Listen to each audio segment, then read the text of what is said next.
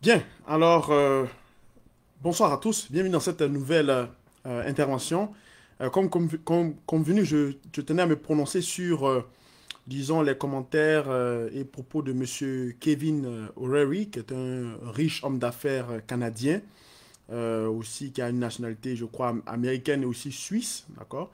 Il est né à Montréal dans les années 50 et puis il a fait fortune dans le domaine, je crois, des jeux éducatifs, les jeux et divertissement et de famille. Et sa société a été rachetée par le groupe Mattel, que vous connaissez, le Mattel qui est donc spécialisé dans les jeux de société. Et il est aussi homme d'affaires, enfin il fait de la télévision et puis il a été aussi un militant du Parti conservateur du Canada, donc jusqu'en, je crois, en 2017, où lorsqu'il avait tenté de devenir, d'être chef du parti, et il n'avait pas eu assez de soutien au Québec. Donc voilà pourquoi il s'est retiré il s'est retiré de la politique pour se consacrer plus aux affaires. Donc on le voit beaucoup plus dans les espaces médiatiques, à la télé, et il est beaucoup occupé donc à faire justement de la télévision et c'est un homme d'affaires très, très important en tout cas. Alors récemment, il a fait une déclaration, une sortie où il a dit que pour lui, vous pouvez aller soit à Las Vegas ou aller faire du day trading parce qu'il considère que le day trading, c'était pour lui, c'était du gambling, ce n'était pas de l'investissement. Et bon, il a en fait, il a simplement faire un amalgame entre le day trading et le gambling en comparant le day trading au casino. Donc, je tenais à faire cette sortie pour, disons, lui répondre et le recadrer un peu sur certains points, bien que c'est un homme qui est extrêmement important et riche. Je voudrais donc me prononcer là-dessus. Alors, si on considère les propos de M. O'Leary sur leur, on va dire, sur le premier degré, c'est-à-dire qu'on on prend les commentaires et on le met dans le sens de ce que nous voyons, dans ce que nous constatons au niveau des particuliers, on peut dire que M. O'Leary il n'a pas tort. Parce que c'est que la manière dont les particuliers travaillent en bourse, ça s'apparente vraiment à du day trading. Si on remarque, à du gambling, pardon. Donc, la manière dont les day traders particuliers travaillent sur les marchés financiers, ça s'apparente vraiment à du gambling. Parce que depuis qu'il y a eu depuis que la pandémie a explosé, donc depuis que le corona a battu son plein, il y a eu beaucoup de particuliers qui ont ouvert beaucoup de comptes de courtage à travers des maisons de courtage comme par exemple Robinhood, il y a aussi WebSimple, il y a beaucoup de comptes de courtage en fait où on peut travailler avec son compte bancaire qui est relié, d'accord? Donc souvent les gens prennent leur épargne ou leur compte justement pour pouvoir, qui sont reliés avec leur banque pour pouvoir passer des ordres en bourse parce que la pandémie a mis beaucoup de gens au chômage, donc il fallait s'en occuper. Donc, à défaut d'aller sur des sites pour jouer du poker, des sites de casino en ligne, certains se sont de plus en plus adonnés à faire du day trading à la maison, compte tenu de, disons, la démocratisation et l'accès massif aux informations auxquelles nous avons maintenant, auxquelles nous avons droit sur les réseaux sociaux comme sur les moteurs de recherche, on peut avoir beaucoup de littérature sur le day trading. Donc, beaucoup de gens se sont lancés sans connaissance, sans études, sans encadrement, et ils se sont lancés tout seuls à jouer les autodidactes et à apprendre, je dirais, dans la douleur, parce que c'est souvent le cas. Lorsque on cherche à faire du day trading, très souvent les gens vont être portés, comme ils voient qu'ils ont accès à beaucoup d'informations, ils pensent que en lisant quelques trucs, ça devrait y aller, d'accord? Donc, si on considère ce groupe de personnes et disons, ces gens, parce que ça arrive de plus en plus, si on considère cette masse de personnes-là qui travaillent exactement tel qu'a décrit dans les propos de M. Kevin O'Leary, on ne peut pas lui donner tort parce que effectivement, ça s'apparente au day trading. Mais pour nous, pour des gens comme nous qui sommes des spécialistes, qui sont je dirais des intellectuels dans le domaine du day trading, ça pour nous c'est une insulte. Parce qu'il y a des gens qui vont à l'école pour devenir day trader. Je ne sais pas si vous êtes au courant, mais il y a des gens qui vont à l'école pour devenir trader. L'appellation day trader est simplement pour spécifier celui qui achète des actions et qui les revend dans le même jour. Parce que souvent, quand je parle aux gens, je leur dis souvent de revenir un peu au rudiment, n'est-ce pas, au rudiment des mots, c'est-à-dire au sens étymologique. C'est quoi un trader? Un trader, c'est un commerçant. Si vous prenez le dictionnaire, vous allez voir trader, ça veut dire commerçant. Donc, le nom trader, ça veut dire quelqu'un qui achète des produits ou des articles boursiers et qui les revend à un prix supérieur, n'est-ce pas, pour envie de faire une marge de profit. D'accord? Et moi, ce que j'ai l'habitude de dire souvent, c'est qu'un trader achète un actif à X et il le revend à X plus 1. Tandis qu'un investisseur achète à X un produit et le revend à Y. OK? Donc, lui, M. Kevin O'Leary, étant donné que c'est un homme d'affaires qui est très influencé justement par l'investissement, parce que si on veut voir dans l'histoire, il a créé une compagnie, et la compagnie, une société technologique, a eu du succès. On peut considérer que ça, c'est un trade. Parce que quand vous créez un produit, une compagnie, n'est-ce pas, vous vendez un produit, n'est-ce pas? La compagnie ne se crée pas juste parce qu'il faut se créer, il faut vendre un produit. Donc, quand vous vendez votre produit que vous avez dépensé pour le créer, c'est un trade, c'est du commerce. Et la compagnie fait profit.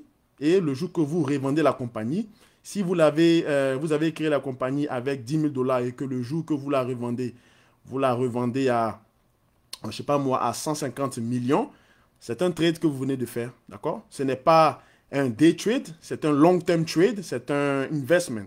Okay? Donc, investir de cette manière, c'est très bon. Investir aussi comme Warren Buffett, donc miser sur le futur d'une compagnie quand on comprend le secteur, donc sur le long terme, ça aussi, c'est une vision d'investissement qui porte des fruits, mais cela ne se base pas, disons, sur un horizon de temps qui est instantané ou bien immédiat. D'accord? Donc, quand on dit souvent, parce que j'entends souvent des gens discréditer, comme d'ailleurs M. O'Leary, discréditer les day traders, l'apparenter au gambling. Le gambling, on ne peut pas comparer le gambling au day trading parce que le gambling a une connotation de divertissement. C'est un jeu. Alors que jusqu'à ce que je sache, jusqu'à preuve du contraire, on ne va pas en bourse pour jouer, M. O'Leary. Vous-même, vous savez, vous êtes bien placé pour savoir qu'en bourse, on ne va pas en bourse pour jouer. Et vous-même, votre compagnie est cotée en bourse, je crois.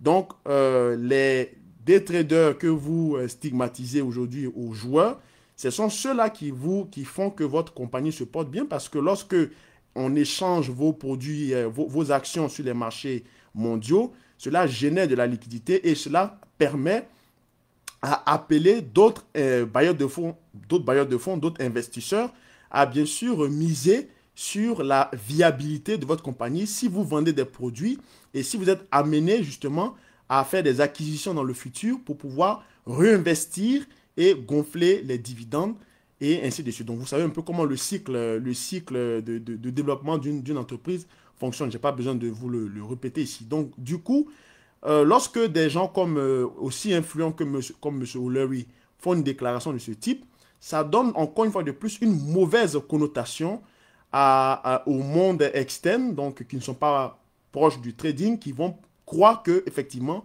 le day trader c'est quelqu'un qui est stupide, qui s'amuse avec l'argent et qui dilapide l'argent et qui fait des paris boursiers. Mais investir sur une compagnie est aussi un pari, d'accord? C'est juste que il y a une dimension temporelle qui est beaucoup plus longue par rapport à celui qui investit ou qui parie sur les cours d'un produit ou d'un actif et qui attend justement, qui est obligé d'attendre soit d'ici la fin de la journée pour voir s'il a raison ou bien s'il a tort, ou quelqu'un qui achète un actif financier et qui attend pendant des années et des années pour voir s'il avait raison d'avoir eu cette vision de long terme. Donc c'est une vision futuriste d'avoir sur un secteur et d'investir de l'argent comme ce que Warren Buffett a fait depuis maintenant plus d'un demi-siècle. D'accord?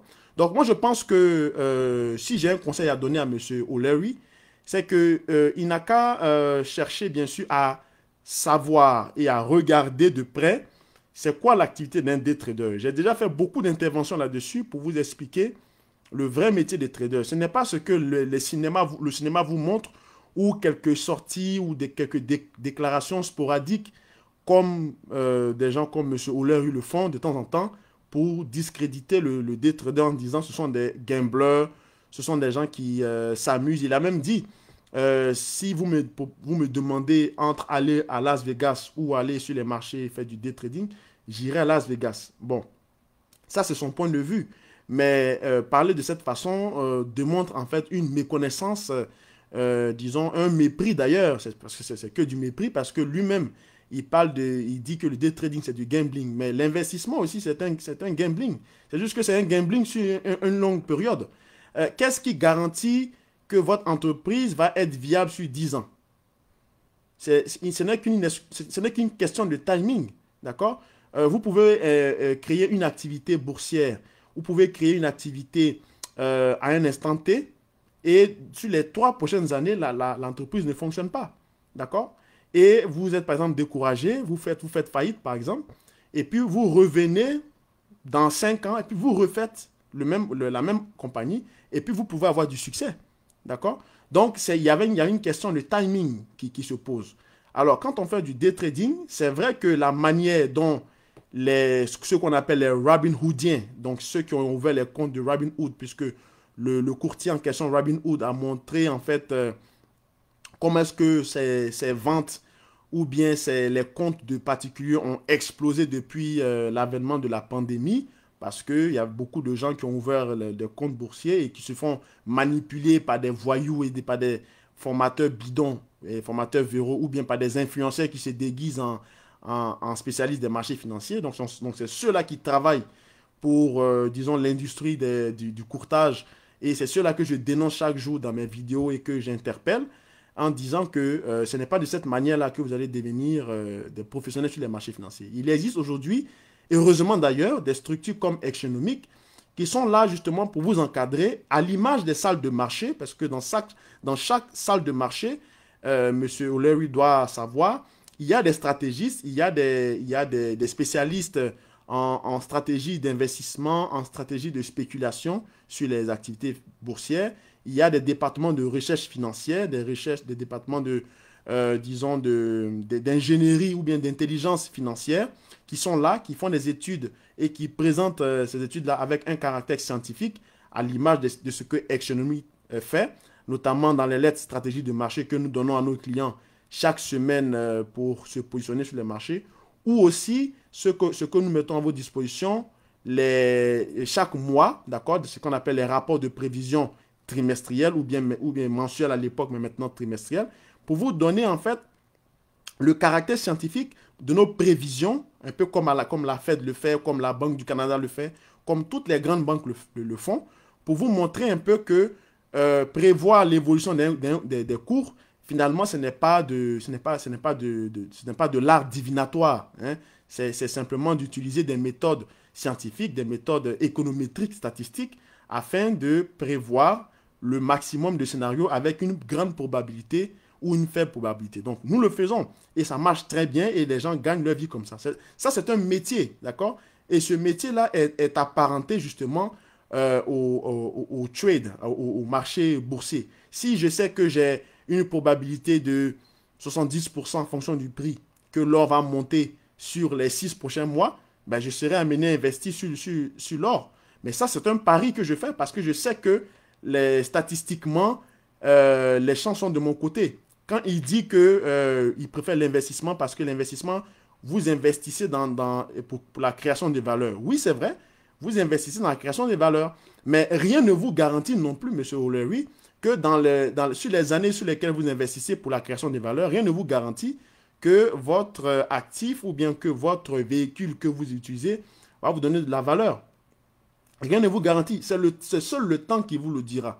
Aujourd'hui, pour faire une parenthèse avec le Bitcoin, il y a des gens qui n'ont pas cru que le Bitcoin serait à 45 000 $ en 2010. Si on leur disait que dans 10 ans ou dans 11 ans, le Bitcoin sera à 45 000 dollars, ils auraient rigolé. Ils auraient qualifié, il y a beaucoup qui ont qualifié ça d'arnaque d'actifs d'actifs qui ne vaut rien. Mais aujourd'hui, ceux-là constatent aujourd'hui avec amertume qu'ils auraient dû acheter le Bitcoin lorsque ça valait 50 dollars. Vous voyez? Donc, c'est le temps qui a donné raison au Bitcoin. Donc, si vous voulez investir sur le Bitcoin, c'est sûr que si vous achetez le Bitcoin à 35 000 et que vous voulez que votre investissement se rentabilise sur 6 mois, n'est-ce pas? Alors, vous risquez d'être déçu parce que ce n'est pas, d'accord, sur 6 mois qu'on peut juger, disons, la validité d'un investissement ou d'un secteur. C'est sur de nombreuses années. Donc, les day traders, qu'est-ce qu'ils font? Ils viennent sur les marchés financiers, ils échangent des valeurs, hein, ils spéculent sur des valeurs, sur l'évolution des cours. Et puis, normalement, avec la liquidité qu'ils génèrent, ça permet justement de créer une activité boursière bien remplie afin de favoriser la santé de l'entreprise. Puisque si l'entreprise constate que ses activités, ses parts de marché sont bien sûr exécutées, sont commercées chaque jour avec beaucoup de volume, elle va être on va dire, amenée à faire des appels d'offres assez souvent, donc à émettre des parts de marché pour amener d'autres investisseurs à investir dans la liquidité de son entreprise. Et elle va continuer toujours à s'assurer que son entreprise soit viable pour que les day traders puissent, on va dire, acheter ces parts-là, disons, au cours des journées ou des sessions régulières de trading. D'accord? Donc, les propos de M. O'Leary, pour moi, sont des propos tout simplement de méconnaissance de ce qu'on appelle le day trading. Day trading veut dire commerce journalier. Day trading, commerce journalier. Voilà. Après, il y en a qui font le swing trading, c'est-à-dire ceux qui achètent pour conserver sur plusieurs jours, plusieurs semaines. Et vous avez ceux qui font aussi le scalping. Alors, le scalping, moi, pour moi, ça, je ne considère pas ça comme, disons, un actif sérieux, une activité sérieuse, parce que le scalping, c'est consacré pour moi aux algorithmes, aux machines, d'accord?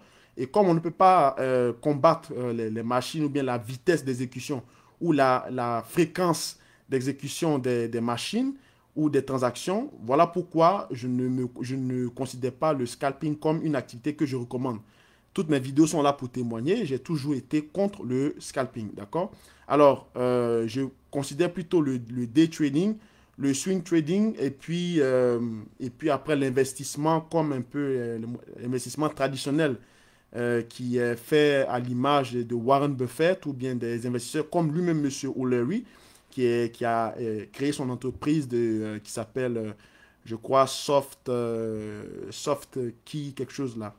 Ou bien The Key Learning Company, quelque chose comme ça. Donc, c'est une société en fait qui distribue, donc qui vend des logiciels de jeux éducatifs, d'accord, et des jeux de divertissement familiaux qui a été racheté, je crois, en 99 par la compagnie Mattel. Alors, donc, c'est ce que je tenais à dire sur ces propos. Comparer le trading avec du gambling, c'est vraiment une méconnaissance ou à la limite même du mépris de l'activité des marchés financiers. Parce que dans toutes les salles de marché, dans tous les départements de finance des marchés, il y a des traders et il y a des day traders, d'accord? Des gens qui viennent pour acheter des actifs financiers parce qu'ils font la recherche dessus, la recherche quantitative. Donc, ce que nous faisons, nous ne nous mettons pas à dessiner à faire ce qu'on appelle la vue de l'esprit, c'est-à-dire à dessiner des formes géométriques sur des graphiques pour prétendre deviner avec ces formes géométriques-là, ou bien observer la forme d'une bougie ou la forme d'une cotation d'un actif financier pour prétendre deviner le mouvement futur de l'actif, d'accord? C'est ce qui se faisait dans les années avant, mais maintenant, plus maintenant, puisque la bourse est de plus en plus mathématisée. Ce que nous faisons de la recherche quantitative, nous faisons bien sûr de la recherche aussi macroéconomique, donc on s'intéresse aux questions macroéconomiques qui entourent l'actif en question et l'environnement ou le secteur de l'activité boursière.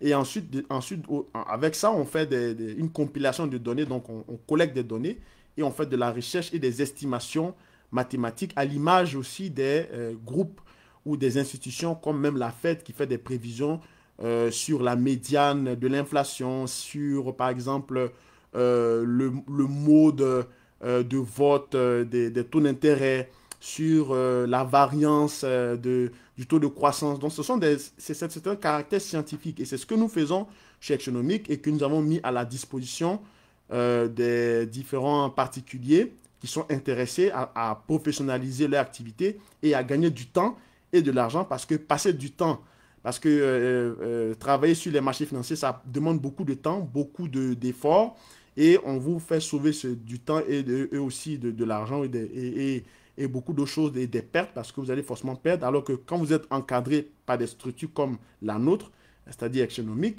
vous n'avez pas besoin de passer des heures devant les marchés et donc forcément vous gagnerez de l'argent avec nos lettres stratégiques que nous donnons à nos clients et à ceux qui sont membres chaque semaine et aussi ceux qui prennent connaissance de nos rapports d'analyse trimestriels que nous mettons à votre disposition en chaque début de mois. OK? Donc, merci encore d'avoir suivi cette intervention. Je crois que j'ai été assez clair sur ça. N'hésitez pas à poser des questions en dessous de cette vidéo et on se reparle dans d'autres interventions la semaine prochaine. Merci encore et passez une bonne soirée et bon week-end.